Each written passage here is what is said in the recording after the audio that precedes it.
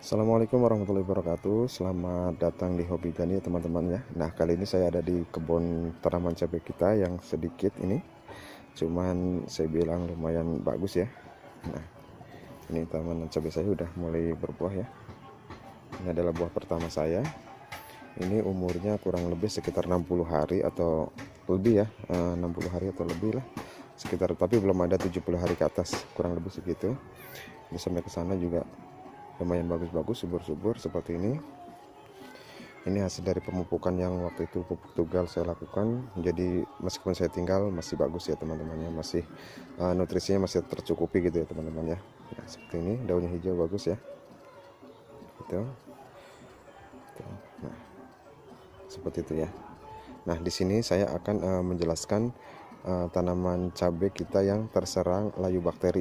Nah, karena di sini ada tanaman cabai kita yang terserang layu bakteri, saya akan menjelaskan tentang penyebab dan akibatnya, terus cara penanganannya. Nah, seperti itu. Sesuai dengan yang pengalaman saya lakukan. Nah, ini ya teman-teman ya, tanaman cabai saya yang terkena layu bakteri. Dia dalamnya busuk seperti ini. Ini busuk ya dalamnya ya. Smitokotek juga dalamnya pasti akan busuk seperti ini. Nah, ini busuk ya. Nah, saya di sini akan sedikit menjelaskan tentang tanaman cabai saya, tentang apa ya penyebab dan cara kita mengatasi tanaman cabai kita yang terkena layu bakteri ya teman-teman ya. Nah, untuk penyebab pertama yang saya akui di sini adalah pupuk kompos atau pupuk kandang yang tidak saya fermentasikan waktu itu ya. Saya cuma mendiamkan di situ pupuk kohe ayam. Saya diamkan sekitar 2 bulan. Perkiraan saya, menurut saya udah bagus ya, udah matang. Ternyata jika pupuk kita tidak difermentasikan menggunakan M4 ya teman-teman ya, M4 ataupun Anfus ya, ternyata akibatnya seperti ini ya teman-teman ya.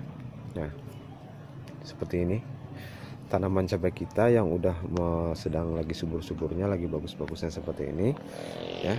Kalau dari atas bagus-bagus seperti ini, terserang layu bakteri seperti ini ya teman-teman ya. Nah, itu adalah penyebab pertama dari media tanam pupuk kita yang yang tidak difermentasikan ya. Ini mengakibatkan banyak bakteri-bakteri yang meskipun di situ tadinya tidak aktif ya, karena di dalam karung, pas dia disebarkan ke media tanam kita seperti ini, terus terserang oleh lembab air hujan, terus lembab, bakteri-bakteri itu akan hidup kembali ya teman-teman ya. Nah, jadi saran saya untuk media tanam, menggunakanlah pupuk-pupuk kandang yang udah difermentasikan biar nantinya tidak berakibat fatal seperti ini ya teman-teman ya. Nah, terus penyebab yang kedua adalah curah hujan yang tinggi yang menyebabkan media kita itu terlalu lembab. Nah, itu tadi, jadi kalau pupuk kandang yang tidak kita fermentasikan terus terkena air terus menerus, dia akan sangat lembab ya teman-teman ya. Ini saya mengutip pedengan padahal udah tinggi ya. Ini tingginya sekitar udah 40 cm. Cuman karena di sini pupuknya tidak fermentasikan ya, akibatnya seperti ini. Jadi untuk teman-teman yang akan menanam cabai, usahakan pupuknya difermentasikan dulu menggunakan M4 ataupun Anfus ya. Caranya udah saya lakukan seperti yang video-video sebelumnya. Nah, ini kesalahan saya juga waktu itu. Saya merasa sadar saya salah karena pikiran saya pupuk yang udah didiamkan selama berbulan-bulan akan aman. Ternyata tidak ya teman-teman ya. Ternyata bakteri-bakteri itu akan hidup kembali jika dia terkena matahari dan juga terguyur air hujan dengan terus-menerus gitu ya teman-teman ya. Nah, akibatnya seperti ini. Ada beberapa tanaman cabai yang terkena layu bakteri. Mungkin ada 1, 2 di sana ya, 2, terus 3 yang tadi udah saya videokan semuanya. Di atas juga ada, di sebelah sana mungkin sekitar 5 pohon ya, dari mungkin sekitar 40 atau 50 pohon yang ada di kebun saya ini. 5 batang yang terkena layu bakteri. Nah, untuk teman-teman cara mengatasi layu bakteri seperti ini sebenarnya susah ya. Paling kalau kita telat melakukan penyempraian dengan fungsida ya pasti mati gosong seperti ini, karena Ini serangannya bukan dari atas tapi dari bawah ya, dari akar. Nah, ini nantinya akan mati kalau nggak kita spraykan fungsida dengan cepat-cepat gitu ya. Nah, terus fungsida yang saya gunakan adalah Amis Startop ya teman-teman ya. Nah, ini Amis Startop. Ini saya biasanya menggunakan Amis Startop ini bisa untuk layu bakteri, layu fusarium, terusan patek atau antraknosa. Ini sangat manjur ya Amis Startop ini. Saya menggunakan fungsida hanya Amis Startop aja karena keterbatasan modal juga, tanaman cabai saya juga nggak terlalu banyak, cuman mau pengen hasil kita ya maksimal gitu ya, sesuai dengan perawatan kita seperti itu. Nah terus penyeberangannya atau mungkin takarannya udah biasa yang saya lakukan, itu biasanya saya menggunakan 0,5 ml sesuai takaran ya, 0,5 per liter air. Jadi saya biasanya menggunakan tabung seperti ini.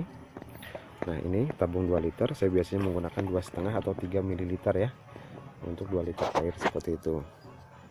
Nah ini satu ya yang terkena, jadi saya sulam menggunakan cabai yang baru seperti ini. Ini adalah tanaman cabai saya, sampai ke sana yang lain semuanya bagus-bagus ya, subur-subur. Nah seperti itu.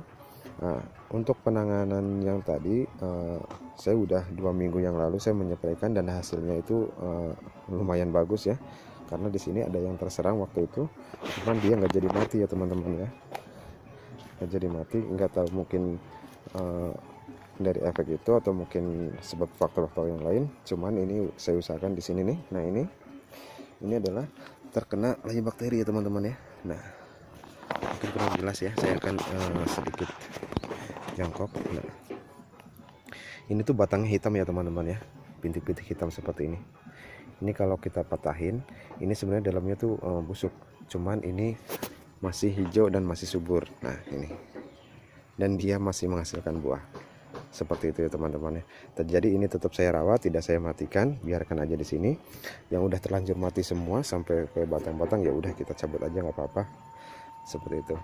Atau mungkin kita pangkas aja, nggak apa-apa, kita potong aja. Jadi si bakteri tetap ada di sini, tidak menyebar ke tanaman-tanaman cabai kita yang lain. Nah seperti itu ya teman-teman ya.